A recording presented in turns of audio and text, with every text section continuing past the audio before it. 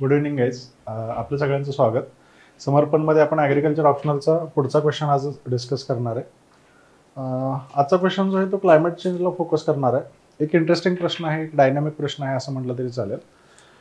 Discuss the response of crop plants to raising temperature and carbon dioxide levels in relation to climate change.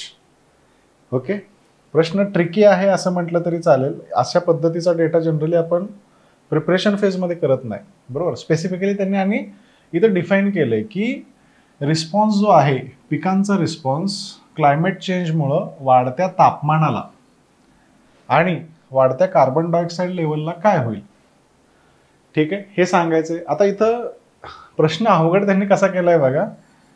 त्यांनी suitable example सुद्धा तिथं विचारले, बरोबर.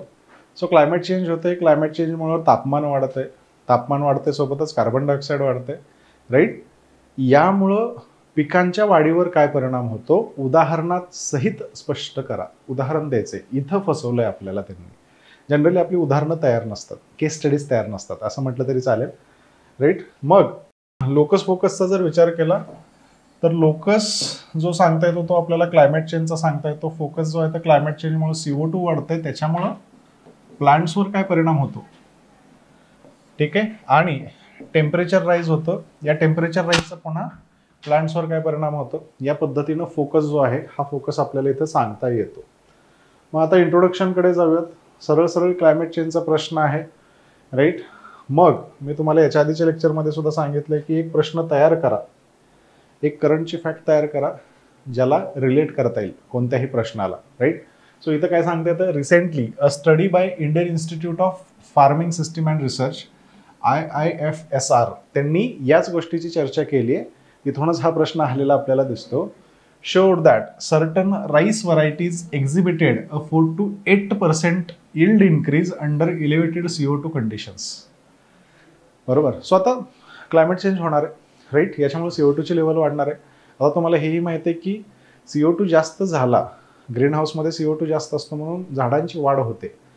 कशी होते, किती होते, याला त्यांनी नंबर्समध्ये सांगण्याचा प्रयत्न केला. सो त्यांचं म्हणणं असं आहे की जवळपास 4 ते 8% राईस व्हरायटीजमध्ये उत्पादन वाढ जे आहे ते झालेलं आहे, बरोबर. सो डायरेक्ट प्रश्न त्याचं एक्झाम्पलपासून मी सुरुवात केली. एक रिसेंट स्टडी आपण इथं चर्चा करतोय. Dhas changing climate is affecting the crop yields in India, बरोबर. याला मी आता क्वेश्चन बरोबर रिलेट केलं. आता ॲक्च्युअल प्रश्नाच्या उत्तराकडे मी तिथं चाललो. सो एक इंट्रोडक्शन दिलं आपण. इंट्रोडक्शन नंतर बॉडीमध्ये आपण येणार आहे. बॉडीमध्ये पहिला इफेक्ट जो आहे तो CO2चा आपण सांगूयात. याला CO2 फर्टिलायझेशन इफेक्ट असं सुद्धा म्हटलं जातं. Similar to global scenario, increased CO2 can act as a fertilizer for some Indian crops. Particularly specifically सांगायचं झालं तर कोणते क्रॉप्स, C3 क्रॉप्स, बरोबर. C3 C4 आठवते. याच्यातल्या C3 मध्ये CO2 जास्त झाला तर फर्टिलायझर सारखं तो काम करतो, बरोबर. ग्रीन हाऊसमध्ये या सगळ्या गोष्टी चालतात. Like wheat and rice, the मेनस्टे of Indian agriculture. So आपली फूड सिक्युरिटी व्हीट राईसवर आहे.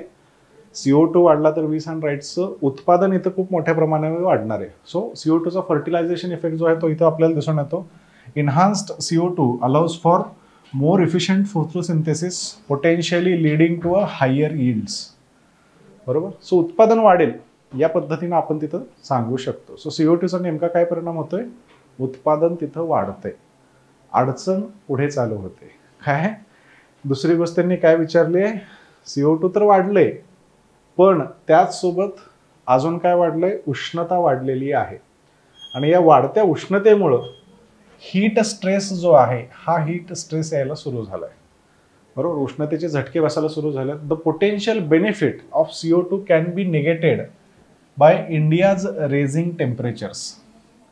सो कार्बन डायऑक्साईड वाढल्यामुळे उत्पादन वाढलं पण तापमान वाढ सुद्धा होतीये आणि त्याचा फटका आपल्या वाढलेल्या उत्पादनावर बसणार आहे.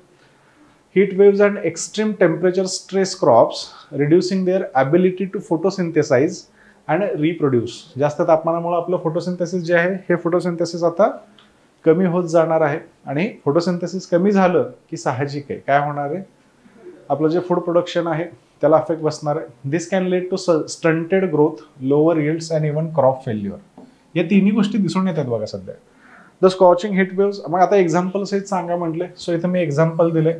2023 मध्ये heat wave of 2030 in a major wheat growing regions of Punjab and Haryana significantly impacted wheat yields. The government of India estimated a 15 to 20% decline in wheat production due to this heat stress. समजलं? So example असं आपल्याला तिथं द्यायचं होतं. उष्णतेचा काय परिणाम होतोय? फोटोसिंथेसिस ऍक्टिव्हिटीजला अफेक्ट होतोय, रेस्पिरेशन ऍक्टिव्हिटीजला अफेक्ट तिथं पडणार आहे. सायंटिफिक लाईन्सवर लिहायचं आहे आपल्याला. ॲग्रिकल्चर ऑप्शनलचा पेपर आहे हा, बरोबर. सो टेक्निकल नॉलेज इथं आलं पाहिजे. सोबतच किती न फटका बसलाय. सर गव्हर्नमेंट ऑफ इंडियाचं स्वतःचं म्हणणं आहे की पंजाब हरियाणामध्ये उष्णतेच्या लाटेमुळे जवळपास 15 ते 20% क्रॉप लॉसेस आपल्याला यील्ड लॉसेस जे आहेत हे यील्ड लॉसेस झालेले दिसतात. ओके, सो ही अडचण आपल्याला सांगता येते.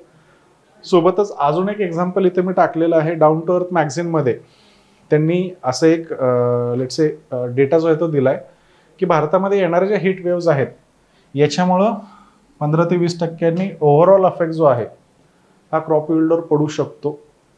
त्यानंतर वाढत्या टेम्परेचरमुळं दुसरी एक अडचण तयार होते, वॉटर वूज किंवा वॉटरचे इश्यूज जे आहेत हे वॉटरचे इश्यूज तिथं तयार होत असताना आपल्याला दिसणार आहेत. पाणी थोडक्यात कमी पडणार आहे असं म्हटलं तरी चालेल.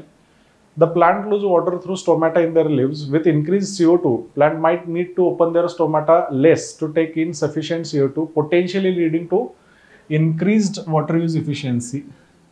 बरोबर. इथे मी थोडंसं बॉटनी घेऊन आलोय.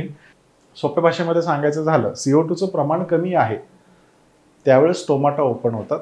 स्टोमाटा ओपन झाल्यामुळं त्या स्टोमाटामधून CO2 जो आहे तो प्लांटमध्ये एंट्री घेतो. ते CO2 नंतर फोटोसिंथेसिसमध्ये वापरला जातो. समजते सगळ्यांना? Clear, right. स्टोमाटा ओपन झाल्यामुळं खूप मोठ्या प्रमाणामध्ये पाण्याचं बाष्पीभवन सुद्धा होतं, इव्हॅपोरेशन लॉसेस सुद्धा होतात. आता स्टोमाटा जर क्लोज राहिला तरी वॉटर लॉसेस जे आहेत ते कमी होणार आहेत. सो वॉटर यूज इफिशियन्सी जी आहे ही वॉटर यूज इफिशियन्सी आता वाढत जाते, बरोबर. का तर इफिशियंटली पाणी आपण तिथं वापरणार आहे या पद्धतीनं आपण म्हणतो इथं. पण however in drier regions of India this may not be enough to compensate for increased evaporation caused by higher temperature.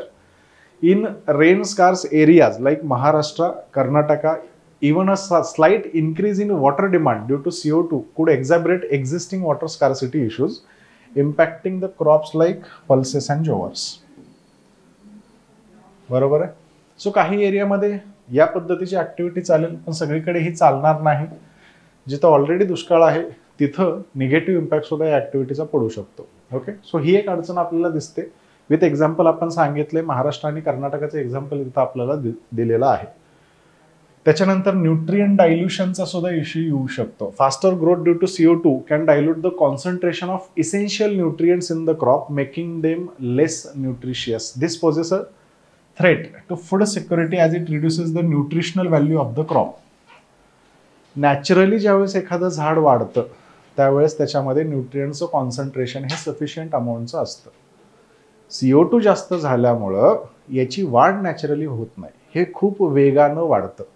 वेगानं वाढत असताना तेवढ्याच वेगानं ते न्यूट्रिएंट जमिनीमधून स्वतःमध्ये घेणार नाही. समजते तुम्हाला?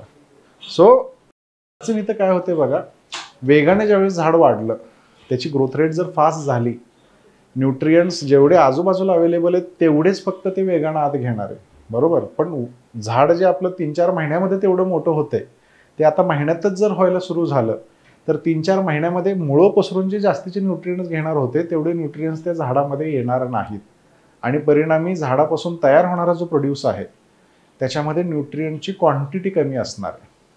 लक्षात येते? सो फोपशा माल तिथं तयार होईल, त्याला आपण काय म्हणतोय, न्यूट्रिशन डायलेशन म्हणतोय. आणि फूड सिक्युरिटीला ही गोष्ट खूप जास्त अफेक्ट करेल असा आर्ग्युमेंट इथं मी मांडलेला आहे.